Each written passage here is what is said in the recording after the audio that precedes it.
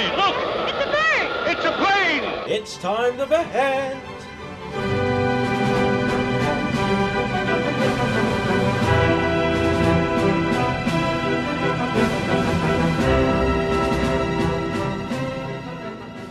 Hello, good viewer. I'd like to publicly apologize for missing the deadline, but something got in the way. Something sickening and, worst of all, unscheduled. I caught the flu and my voice was so weak I couldn't possibly make a video. So, lying in bed, I took a look at a video about someone who doesn't have to deal with the flu. It was a video celebrating Superman in almost all of his incarnations over his 75th anniversary. Directed by Paul Dini of the DC Animated Universe and Zack Snyder, director of Man of Steel, the video is a great look at Superman through the years. If you haven't seen it, go and see it. So watching it, it made me think about the last son of Krypton and what a strange position he's in. I mean, his pedestal of top superhero of the masses has more or less been taken by Mr. Flying Rodent over there, and while Man of Steel is supposed to be his triumphant return to the big screen, the best I could say about that movie that it was at least a return.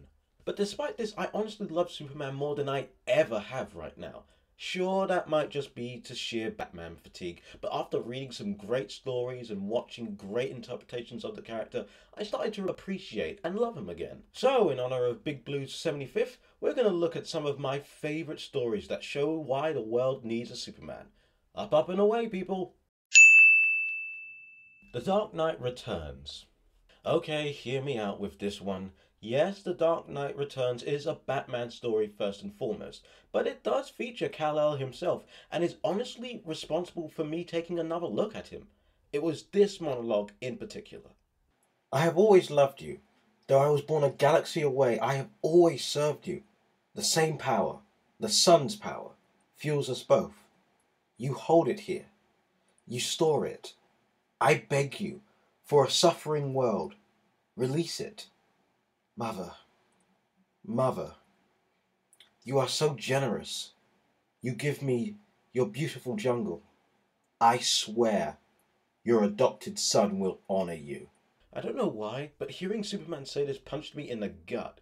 It opened my eyes as to why Superman exists, both as a character and a pop culture symbol. And for that, I think it deserves an honorable mention at least. The Superman theatrical cartoons. You want to get old school? It doesn't get much older than this. Released in the 1940s, the Superman theatrical shorts are one of the most beloved, and for good reason. Old school superheroics, timeless animation, and the best description of Superman's abilities ever. Faster than a speeding bullet, more powerful than a locomotive, able to leap tall buildings at a single bound. Now that's what I'm talking about.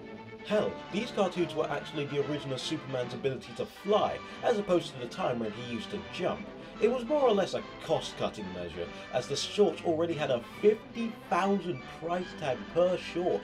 Crazy money for those days. But if you give it a watch, I can assure you that every penny is on screen, and it's an absolute joy to watch any of them.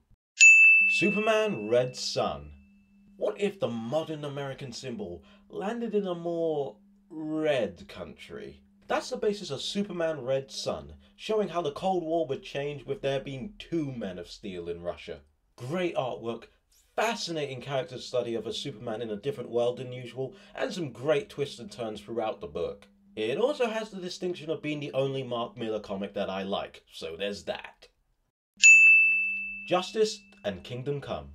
I'm putting these two together due to them bookending each other and their mutual beautiful artwork by painter Alex Ross. Justice is essentially a retelling of an old Super Friends episode and made awesome by superb writing and a sense of idealism that only Superman can provide. As for Kingdom Come, you know what? It's the Book of Revelations with Superman. It's exactly as epic as it sounds, and it's on the list of one of my favourite comics of all time. Highly recommended! The DC Animated Universe. Watch the shows. No, seriously, watch the shows. I cannot stress this enough. The DCAU is awesome. Superman is perfect in it. There's nothing more I can say. Superman the Animated Series, Justice League Unlimited in particular. Watch the shows. That is all. Moving on. Whatever Happened to the Man of Tomorrow, and For the Man Who Has Everything. Another double feature for you, good viewer. Both of these classics were written by local mad artist Alan Moore, a man whose craziness is equalled only by his sheer genius in his writing. Whatever Happened to the Man of Tomorrow is essentially written as the last ever Superman story of the Silver Age, whilst For the Man Who Has Everything is Clark Kent's last temptation. Both are amazingly well written, and the latter was adapted in Justice League Unlimited, as if you need more reasons to watch the show. Now, I've definitely missed a few, but I think that's enough to start you guys off. Happy anniversary, Superman. Thanks for making me believe a man can fly.